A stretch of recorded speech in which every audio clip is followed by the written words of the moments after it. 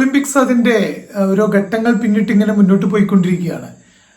ഇന്ത്യയെ സംബന്ധിച്ചിടത്തോളം ഇന്നത്തെ ദിവസം ഒളിമ്പിക്സ് ഭാഗത്തു നിന്ന് നമുക്ക് സന്തോഷിക്കാനുള്ള ഒരു വാർത്ത വരുന്നു.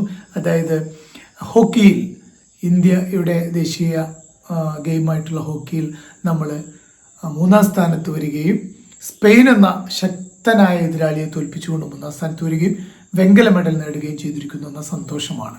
ഒപ്പം നമ്മൾ കഴിഞ്ഞ ദിവസങ്ങളിൽ ഒളിമ്പിക്സ് വേദിയിൽ നിന്ന് നമുക്ക് കിട്ടിയത് വിനയ് ഫോഗട്ടിന്റെ അയോഗ്യത കൽപ്പിക്കലും അതുമായി ബന്ധപ്പെട്ട വിവാദങ്ങളും അത് കെട്ടടങ്ങിയിട്ടില്ല, അത് മുന്നോട്ട് പോയിക്കൊണ്ടിരിക്കുന്നു. ഒപ്പം ഈ ഒരു മെഡലോട് കൂടി ചേർക്കുമ്പോൾ ഇന്ത്യയുടെ പട്ടികയിൽ 4-ാമത്തെ മെഡലാണ് ഈ ഒളിമ്പിക്സിന്റെ വേദിയിൽ നിന്ന് നമ്മൾ സമ്പാദിക്കുന്നത്.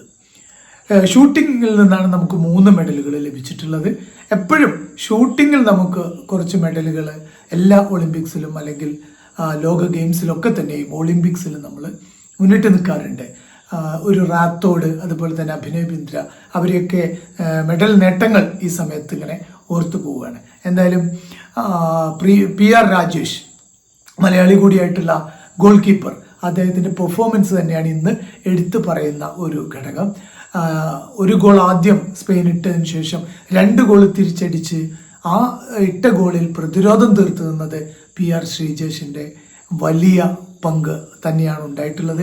എന്തായാലും ഈ മത്സരത്തോടു കൂടി, ഈ ഒരു വിജയത്തോടു കൂടി നമ്മുടെ ഇന്ത്യൻ ഹോക്കിയുടെ നെടുന്തൂണ് അല്ലെങ്കിൽ ഒരു മതിൽ കോട്ടയായി നിന്നിരുന്ന, ഗോൾ വലയ്ക്ക് മുന്നിൽ ഒരു മതിൽ കോട്ടയായി നിന്നിരുന്ന PR ശ്രീജേഷ് എന്ന അഭിമാന താരം മലയാളി വിരമിക്കുകയും ചെയ്തിട്ടുണ്ട്. എന്നാലും ഒളിമ്പിക്സിൽ നിന്ന് പുതിയ ഒരുപാട് നേട്ടങ്ങൾ നമുക്ക് ഇനിയും വരട്ടെ, പുതിയ വാർത്തകൾ ഉണ്ടാവട്ടെ.